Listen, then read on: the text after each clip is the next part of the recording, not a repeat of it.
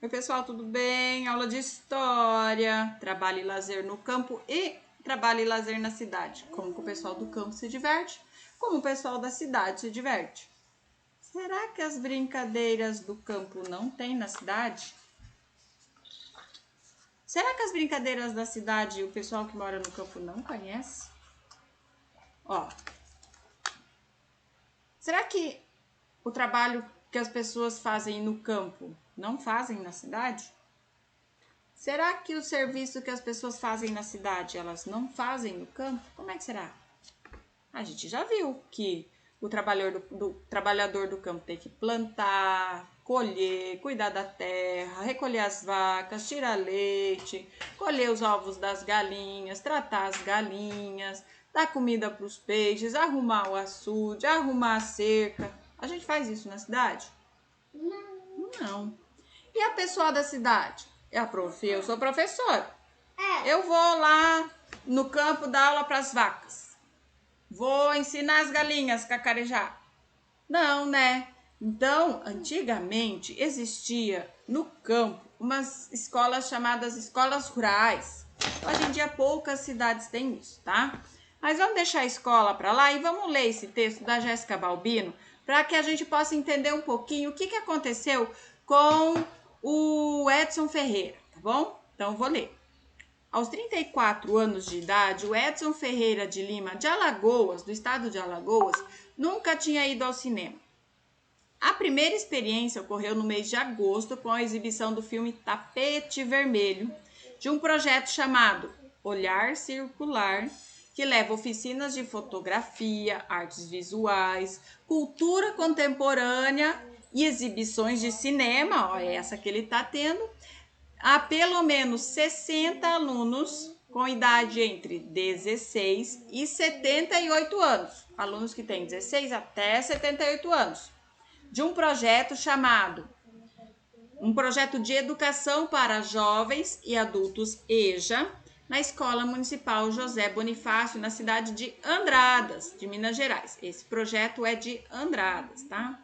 Com o tapete vermelho, telão, cadeiras enfileiradas e pipoca, a sessão de cinema é uma novidade para muitos alunos até então habituados com a vida na área rural, onde trabalham. Tem cinema no sítio? Criado por Valéria Freitas e Larissa Freitas, o projeto é executado no município, que tem pouco mais de 40 mil habitantes e nenhuma sala de cinema. Tem mais ou menos o tamanho de Palotina, uns 10 mil a mais que Palotina, e também não tem cinema igual aqui. Então, eles estão acostumados com cinema, essas pessoas que foram ver Tapete Vermelho? Não, né? Eles não estão acostumados. Foi a primeira vez do rapaz de 34 anos. Então, vamos ver aqui no ponto de partida qual o principal assunto do texto. A idade das pessoas, o projeto e o cinema. Quem são os alunos atendidos no projeto? Esses aqui, ó, alunos entre 16 e 70 anos do projeto de educação para jovens e adultos EJA. Por que essas pessoas nunca tinham ido ao cinema? Por que será que eles nunca tinham ido ao cinema? Ou porque lá onde eles moram não tem, né? Na cidade que não tem cinema, e porque eles trabalham aonde? Eles trabalham no sítio, né? Na área rural. Então não é muito comum a ida para as cidades, certo? Trabalho e lazer no campo, aí na próxima página. Você já pensou como o espaço em que você vive influencia diretamente atividades que você realiza ao longo do dia? O trabalho e o lazer são atividades que dependem do espaço em que a gente vive. Viver no campo ou na cidade pode alterar as ofertas de trabalho, assim como as opções que a gente tem para se divertir. Se a gente vivesse num lugar igual esse aqui, ó, a gente não ia brincar na água? Ia. E na cidade, onde a gente vai? Nos parques. Palotina tem essa opção aqui? Infelizmente, não. A gente tem algumas outras opções que a gente tem que ir se adequando. Mas quando não dá, a gente vai para onde? Acaba indo para fora, né? Para outras cidades. Então, deixa eu atender a produção. Para muitas crianças indígenas ou ribeirinhas, lembra quem são as ribeirinhas que vivem próximas dos rios? Os rios são uma oportunidade de lazer, né, onde elas podem brincar além de tomar banho. Nas águas, as crianças brincam e se refrescam nos dias de calor. As crianças que vivem nas grandes cidades geralmente não possuem rios limpos à disposição para brincar, mas se divertem em quadras esportivas dentro dos condomínios ou em parques ou em praças, igual a gente tem aqui. Ao longo desse capítulo, a gente vai conhecer um pouco mais da relação de trabalho e lazer que tem no campo e que tem na cidade, combinado? Então, vocês vão responder a um. Onde você costuma brincar nos momentos de lazer? Não é para copiar aqui as respostas, não. Eu quero saber você brinca onde? Em que praça? Em que bairro? Brinca com quem? Tá? Quais lugares você e seus pais e seus irmãos vão no final de semana? Fica em casa assistindo TV? Ah, vai andar de bicicleta no lago? Ah, vamos para Cascavel no shopping. O que vocês fazem? Vamos fazer trilha, vamos fazer pedalado. O que vocês fazem? Quero que vocês respondam aqui na 2.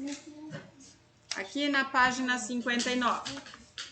O trabalho e as suas relações no campo. O trabalho no campo. Ao longo da história do Brasil, o trabalho no campo esteve ligado a diferentes atividades. A agricultura lembra plantio, pecuária, a criação de animais, o extrativismo, aquilo que a gente tira da natureza, tá? Tudo isso a gente já conversou, lembram? Mas vamos pensar mais um pouquinho aqui sobre o extrativismo. O extrativismo no campo a gente chama de um conjunto de atividades que exploram a natureza na busca, na procura de produtos que a gente possa consumir ou que a gente possa vender. Há diferentes tipos de extrativismo. O vegetal, quando a gente pega os vegetais, o animal, quando a gente pega animais, um bicho da seda, por exemplo, e os minerais, minério, tudo mais. O vegetal é a coleta de frutos, raízes, as árvores. O animal é a caça, a pesca. E o mineral, minério, carvão, ferro, tudo isso aí.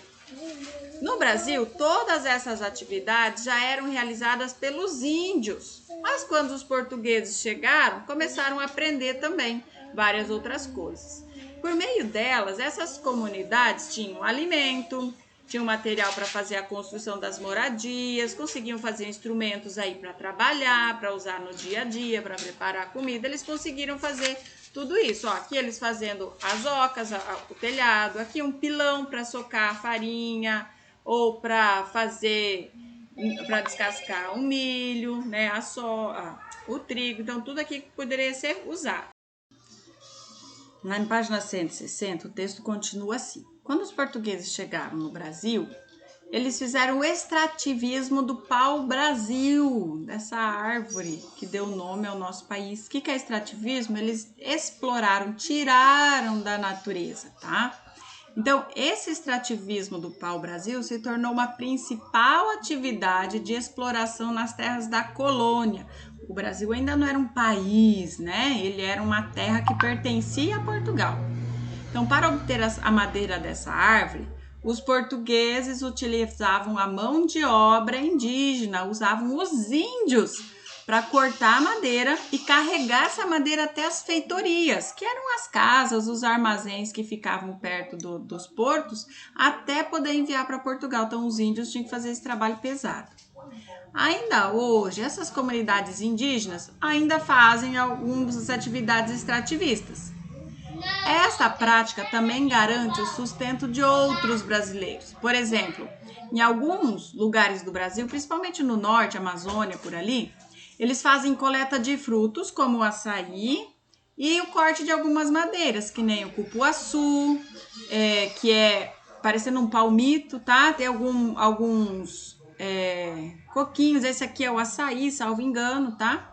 Então, são produtos que são de extrativismo de ação vegetal, ok? E a maioria desses produtos extraídos da natureza, eles são exportados para outros países. Então, o parágrafo aqui, esse é outro parágrafo. A extração, quer dizer, tirar esses frutos, costuma ser feita sem equipamentos, quer dizer, na mão, ó, tá vendo? Parecem crianças aqui trabalhando, tá? Então, eles não têm equipamento tecnológico E eles têm que fazer aí, geralmente essas famílias trabalham junto com a família, são pai, mãe, avô, avó, os filhos que fazem esse tipo de trabalho. Então, para subir num pé de açaí, eles geralmente sobem com cordas nos pés, sem escada, sem nada, sobem lá em cima, cortam os cachos, descem e quem tá lá embaixo ajuda a tirar os açaís do cacho. Então, são geralmente ou comunidades indígenas que fazem isso, ou são as comunidades ribeirinhas também têm essa cultura. Agora vamos fazer um pouco de exercício aqui, ó. Aqui o açaí tem um texto, então vamos ler o texto e depois, que é uma reportagem, depois a gente responde as perguntas. Açaí, patuá, andiroba e buriti, essas 3 frutas nativas, quer dizer que nasceram naquele lugar, não que foram plantadas, mas que nasceram sozinhas, andam movimentando a vida financeira de pelo menos 150 famílias que trabalham na extração do óleo, na produção de sabonete e ração para animais. Então, essas frutas aqui rendem esse tipo de produto. Esses frutos dão origem ao óleo. E esse óleo eles chamam de carro-chefe da cooperativa. O que é a cooperativa? É um grupo de pessoas que... Filho, a produção está movimentada hoje. Vamos lá. Cooperativa é quando um grupo de pessoas se unem e trabalham juntos. Não precisa ser da mesma família, às vezes podem ser pessoas diferentes. Então, como a gente está falando de extrativismo, então a gente deve estar falando de várias famílias que moram aí próximas a áreas de preservação ambiental. Então, eles não podem sair prejudicando a natureza, eles têm que fazer juntos. Então, quando eles tiram o óleo dessas frutas, esse óleo é o que mais dá dinheiro para essa cooperativa. Então, a gente chama ele de carro-chefe, que é o que mais vende. Mas por lá, nada é desperdiçado, eles aproveitam tudo. Ó, uma fala aqui, ó, tá vendo? As aspas, não tem parágrafo, mas não tem travessão, mas tem aspas, significa a mesma coisa. Trouxemos os óleos vegetais extraídos do açaí, patauá, buriti e andiroba. A partir desses frutos são extraídos os resíduos. Então, ele vai falar cada um deles. O resíduo 1, como chamamos, é onde produzimos ração animal. E o resíduo 2, que é a bora, é de onde trazemos os sabonetes. Explica a engenheira representante pela cooperativa Elisana Araújo, é o nome da engenheira. A ração é vendida toda no comércio local e pode ser consumida por galinhas, porcos, patos, entre outros bichos, de acordo com a engenheira. O óleo é extraído e levado principalmente para as indústrias de São Paulo, Pará e Manaus. Essas empresas, em sua maioria, transformaram esse óleo em cosméticos. A gente tem creme, shampoo, creme para pele, creme anti-idade, creme para os braços, creme para as pernas, né? Então tem creme para os dentes, mas fizeram de tudo. E é produto vendido aí, vocês vão saber. Mais tarde na nossa aula a gente conversa sobre isso. Vamos responder. Então, a cooperativa, a prof já explicou, a gente vai sublinhar no texto o trecho que indica que o trabalho utiliza a mão de obra familiar. Tem que voltar lá. Que tipo de extrativismo é realizado pelos membros dessa cooperativa? É animal? Eles estão fazendo de animais? É mineral? Estão tirando minério? Ou é vegetal? Eles estão tirando de algum tipo de vegetal? Vegetal. Como é a relação dos trabalhadores dessa cooperativa com a natureza? Eles odeiam natureza, não pode ver natureza, taca fogo lá e limpa tudo? Ou eles cuidam da natureza, porque se eles cortarem essas árvores, como é que vai ter frutos de novo para eles vender? Eu acho que eles cuidam da natureza, eles preservam a natureza. Eu acho que principalmente eles lutam para que a natureza continue viva e não entre ninguém lá para fazer mal para ela. Então, escrevam uma frase aqui que eu quero escutar, tá bom?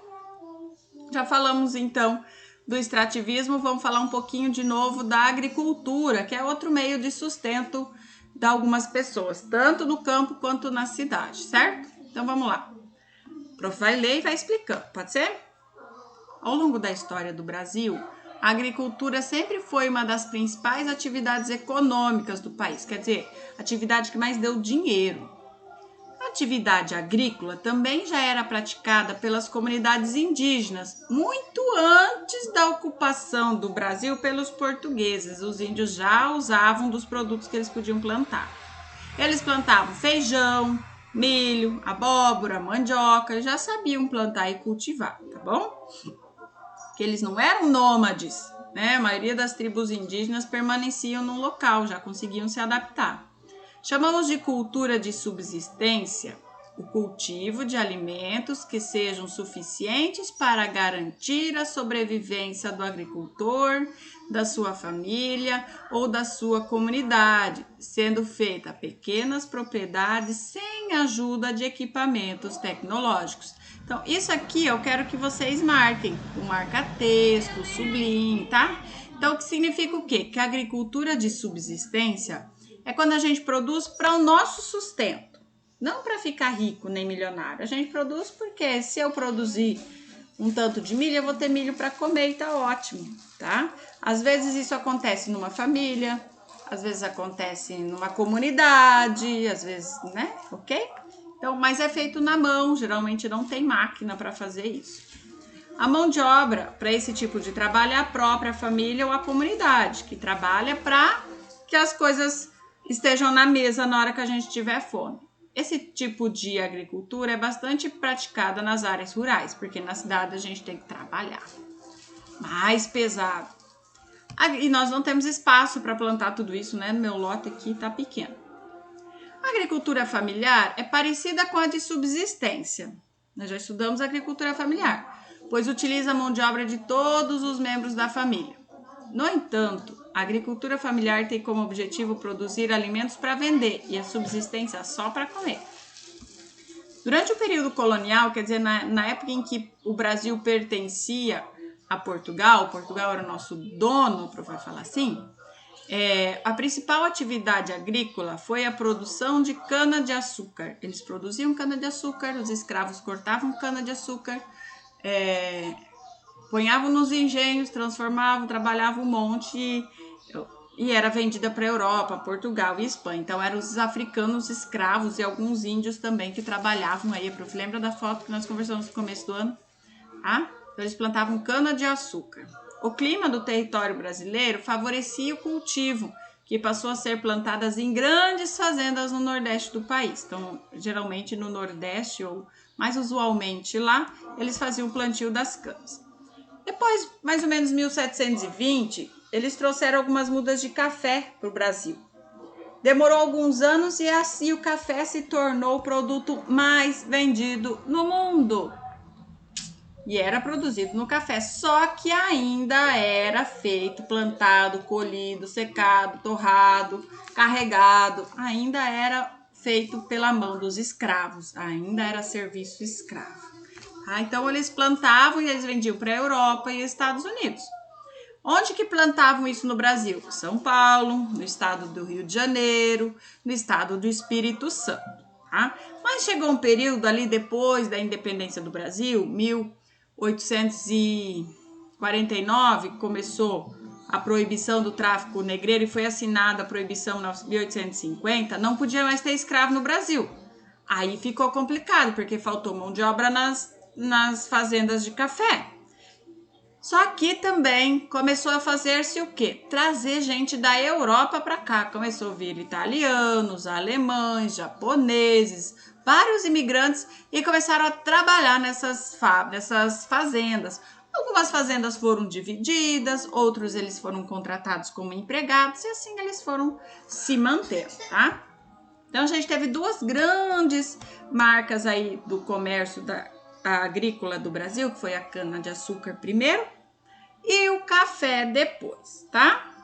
A gente ainda planta cana-de-açúcar, aqui pro lado de Umuarama tem plantação de cana-de-açúcar, aqui por Terra Roxa também por muitos anos foi plantado café, dava uns pés de café muito bonitos, mas a gente também planta soja, o Brasil planta milho, algodão, um monte de tipos diferentes de fruta. Nosso clima dá para plantar muita coisa, cada região com o seu clima. E atualmente o uso das tecnologias na agricultura, os tratores, as colheitadeiras, as ceifas, a hidroponia, a gente tem Quais outras tecnologias a gente tem? Aqueles regadores gigantes, né, com os pivôs que passam para regar quando não tem, né, irrigação mecanizada. Muitas pessoas começaram a ganhar conta, né, não tem mais tanta gente assim trabalhando nas lavouras. Muitas pessoas perderam os seus trabalhos. Então aí a gente tem um problema também, tá? A mecanização do campo fez com que muitas pessoas viessem para a cidade. Mas esse não é só o problema principal, não é esse, certo? Agora vamos ver o texto para estudo. Analise o trecho da reportagem e depois a gente conversa. Os trabalhadores rurais da Bahia migram para a colheita do café em Minas Gerais. Todos os anos, milhões de pessoas viajam pelo Brasil em busca de trabalho temporário na agricultura. Gente que passa meses longe de casa em busca de renda para sustentar a família. Os migrantes ficam em Minas durante toda a safra, que vai de maio até o fim de agosto. Maio, junho, julho, agosto, 4 meses longe de casa. E eles vão buscar dinheiro para oferecer mais conforto para a família. E quem fica, vive à espera deles que foram trabalhar. Atualmente, cerca de 70% dos grãos de café são colhidos à mão. Então, quer dizer, de cada 100 grãos, 70 grãos são colhidos na mão. Quer dizer, a gente tem uma qualidade de café melhor, porque eles vão lá e vão selecionando quais são os grãos, tá? Diferente de algumas colheitas de café mecanizado, que vai tirando folha, casca, pau, ferro, broto, flor, grão verde. Na hora que você pega o café na mão, você olha, não é um café pretinho, é um café cheio de pontinhos brancos, verdes, coloridos, né? Porque são colhidos com máquina. Os cafés colhidos à mão, eles costumam ter grãos selecionados, porque quem tá lá colhendo, está mais maduro, está maduro, está verde, está maduro, está verde. Aí ele vai tirando só os maduros e a gente tem, então aí 70% aqui no Brasil ainda é feito assim, alguns não. Destoando, quer dizer, diferente, né? O que é diferente do soja, que não dá para fazer colher à mão. A cana não dá para colher, não se colhe mais à mão. Hoje é proibido a colheita de cana à mão, porque muita gente sofreu e foi morta ali na época da cana-de-açúcar. Algodão, a gente também teve, Estados Unidos mais do que aqui também tiveram uma mão de obra escrava no trabalho e a colheita do algodão. Lembrando que o algodão, a flor do algodão tem alguns espinhos, né? Coisa assim, ele dá umas pontinhas que são espinhosas, então machucava também a mão dos escravos. Então agora tudo isso é feito com máquinas, tá? O café também, mas não todo ele, certo? Deu para entender mais ou menos? Então essa é uma reportagem que saiu no jornal Globo Rural. Então vamos ver. Que tipo de trabalho é empregado nas fazendas de cafés de Minas Gerais? São pessoas que moram lá? Trabalho temporário, trabalha só aquele período da safra, depois eles vão procurar emprego em outro lugar, porque a gente tem safra o ano inteiro e no Brasil inteiro. O que leva as pessoas a migrarem da Bahia para Minas Gerais? Por que essas pessoas saem da Bahia, do estado da Bahia, e vão até Minas Gerais? Prof. leu ali, que eles vão procurar um emprego em alguma lavoura, em alguma safra, em alguma colheita. Eles trabalham durante esse período de colheita ou de plantio e depois que eles pegam o dinheiro, ali 3, 4 meses, eles voltam para a cidade deles ou vão procurar outro lugar para trabalhar.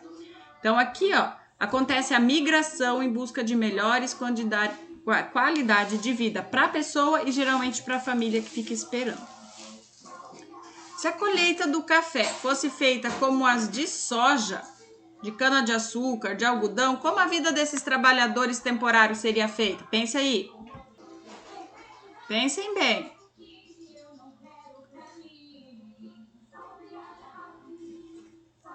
Agora aqui.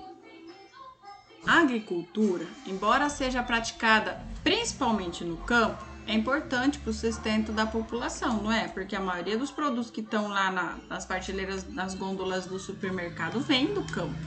E é por meio dela que as matérias-primas são produzidas, né? Através da agricultura. Além disso, essas matérias-primas são usadas na produção de diversos itens que vão para a indústria também. Se a gente pensar que muita coisa que a gente compra é industrializada, mas elas precisam de matéria-prima. Então, a matéria-prima vem aonde? Da agricultura do campo. Ok? Você sabia que com a expansão das áreas urbanas no Brasil e a necessidade de consumir alimentos frescos e com uma qualidade melhor, muitas cidades têm iniciado com o movimento de agricultura urbana? Vamos ver o que é essa agricultura urbana? Capitais verdes. Atualmente, a agricultura urbana na região metropolitana de Belo Horizonte é realizado por meio do cultivo de hortaliças, frutas, frangos, ovos, plantas medicinais e plantas não convencionais, entre outros casos. O cultivo de hortaliças é dividido em hortas comunitárias, escolares e individuais. As comunitárias são coletivas, feitas por grupos de pessoas. Já as escolares são cultivadas na rede pública para o consumo dos alunos e dos professores. E as individuais, aquelas são feitas nas casas, então é possível ser feita. Vamos aí, ó, essa nossa aula tá bem comprida, né? Mas estão vendo que é mais escutar e pouca coisa para fazer. Então, vamos escutar? A não ser que vocês queiram que vocês produzam um texto, hein? Então, vamos escutar primeiro, depois a gente conversa do texto. Pecuária. Nós já falamos da pecuária, que é o trabalho com os animais, né? O que a gente cuida dos animais aí para que a gente consiga tirar o leite, a carne, o couro, fazer chiclete, tudo mais que nós já vimos sobre isso. Vamos ver aqui. Foi ainda no período colonial, quando o Brasil foi descoberto, até quando ele pegou a independência em 1822, que os portugueses iniciaram a criação de gado para alimentação, fornecendo carne, leite e também transporte e força de trabalho, porque eles usavam os bois para puxar as roças, para fazer os moinhos andarem, tá? Então, além da força, eles também utilizavam o couro para fazer bolsa, sapato, cinto, sela, para pôr nos cavalos. Então, a pecuária foi uma atividade muito importante e continua sendo importante no Brasil. E o Brasil passou a ser ocupado por fazendas e currais para a criação de animais em locais como Paraíba, Rio Grande do Norte, Maranhão, Goiás, Mato Grosso do Sul, Paraná, Rio Grande, enfim, são grandes as áreas em que há pastagens para o gado. Até aí a gente tem um problema porque muitas vezes eles derrubam as florestas para colocar pastagem, nós também temos esse problema. A criação de gado e a produção de queijo, couro, carne seca, que é aquela cheia de sal que fica secando no sol, e o transporte de mercadoria passaram a atender vilarejos e cidades onde não era possível criar esses animais. A gente consegue fazer uma criação de gado aqui em Palotina? Eu acho que não daria muito certo, porque o nosso solo aqui é muito melhor para plantio, né? De soja, milho, trigo. Não é muito bom para café, não é muito bom para algodão, mas ele é muito bom para outras lavouras, então compensa mais. Em alguns lugares não se produz, então é dividido dessa forma, onde que o solo é melhor para determinados plantios, tá?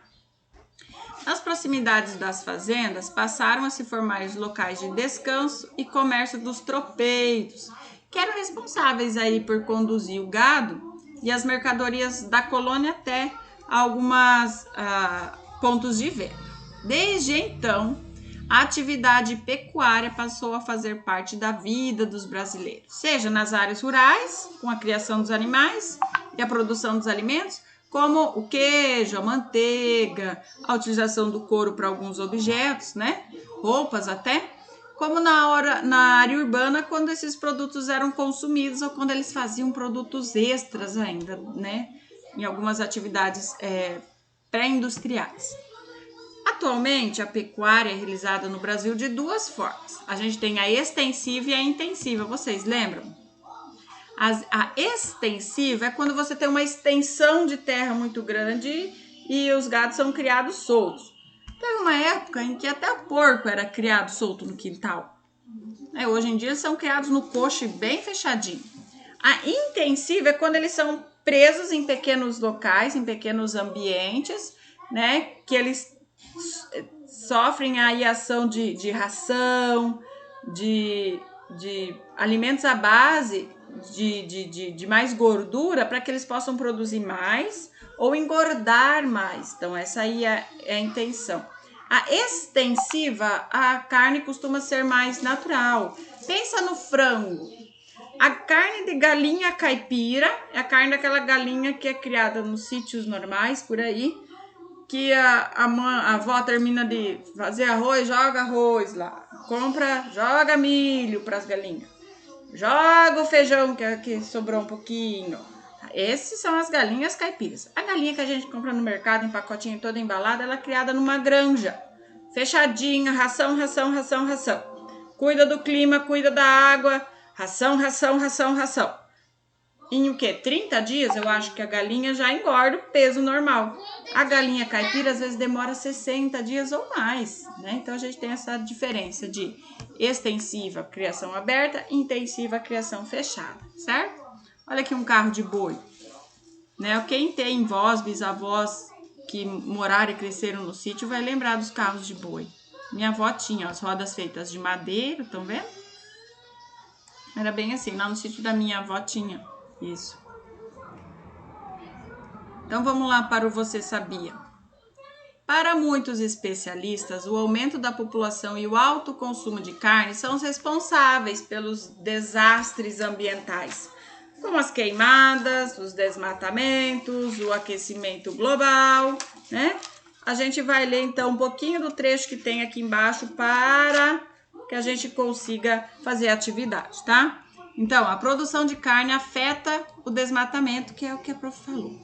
O consumo crescente de proteína animal, quer dizer, carne de boi, de aves, é responsável pelo desmatamento na Amazônia e também no Cerrado. O alerta é de especialistas que participaram nessa quarta-feira, já faz tempo, 2018, de um debate sobre a sobrecarga da terra no Museu do Amanhã, no Rio de Janeiro. A data marca o dia do ano em que a humanidade consumiu mais recursos do que a capacidade regenerativa do planeta. Quer dizer, o planeta não dá conta de produzir o que o homem consome. Você acha que dá certo isso? Vamos supor, eu ponho uma plantinha ali na minha planta, alguma coisa ali, vamos supor uma salsinha. Antes de que a plantinha cresça, eu vou lá, corto um galinho. Ela dá um brotinho, corta aquele brotinho. O que vai acontecer? Ela vai crescer? Ela vai conseguir? Não, ela vai morrendo do tempo. Então, isso é regenerar, né? O planeta não consegue. Este ano, o foco foi a produção de carne e os impactos no meio ambiente. A coordenadora do programa e projeto de justiça socioambiental da Fundação Heinrich Böll Brasil, Maren Santos, destacou que existe uma responsabilidade pessoal de cada um em repensar os seus hábitos de consumo e também coletiva, que passa pela participação política. O que é repensar os nossos hábitos? Às vezes a mãe fala, mas não dá muita trela, né? Porque a mãe fala. Mas a mãe fala assim, põe no prato só o que vai comer. Mas o olho é maior que a barriga, aí enche aquele pratão e come aquele trocinho desse tamanho. Deve comer só a batata frita. O que acontece? Toda essa comida vai pro lixo. Teve que produzir mais para encher o seu prato que você jogou fora. Então, se produz mais, você tem que comprar mais. E o povo acha que tá comendo. E não é bem assim, tá? Se você vai comer pouquinho, põe um pouquinho no prato. Daí não vai comida fora. Então já começa a aprender a repensar os hábitos de consumo. Se você vai comprar uma carne de frango, você vai lá e compra um pacotinho, guarda na geladeira e faz. Se você vai lá e compra 4, 5, 6 pacotes, você come um, esquece o resto na geladeira, vai estragar. Mesmo que estando na geladeira, às vezes mal conservado, às vezes dá um pico de energia, a luz desliga, o congelador descongela sem querer, perdeu toda aquela carne. Tem que jogar fora. E aí, o que acontece? A gente tem um desequilíbrio na produção, tá? Então, só pega o que vai comer. Isso é fato, eu acho que as mães já falaram. Pega só o que vai comer. Não põe demais no prato. Se põe tudo, vai comer tudo, hein? Então, aqui em casa é assim. Colocou no prato, come tudo, senão ganha está lá. Em casa é assim. Falou, a gente paga pela comida, né? Então tem que comer, tem que agradecer a comida que tem no prato. Então vamos seguir aqui. Segundo ela, o aumento no consumo de carne no Brasil e em todo o mundo pressiona as áreas florestais que acabam desmatadas e queimadas para dar lugar às pastagens ou plantações de soja e milho utilizados como ração na alimentação de bois, porcos e frangos. Então eles desmatam para fazer pastagem ou eles desmatam para plantar soja, milho, trigo, alguma coisa. Mas isso é ruim, porque se a gente derrubar todas as árvores como nós ficamos, que tristeza, né? Então aqui na Trilha do Tempo, a atividade de vocês vão fazer essa página 168, combinado? Só isso e a gente corrige. Beijo!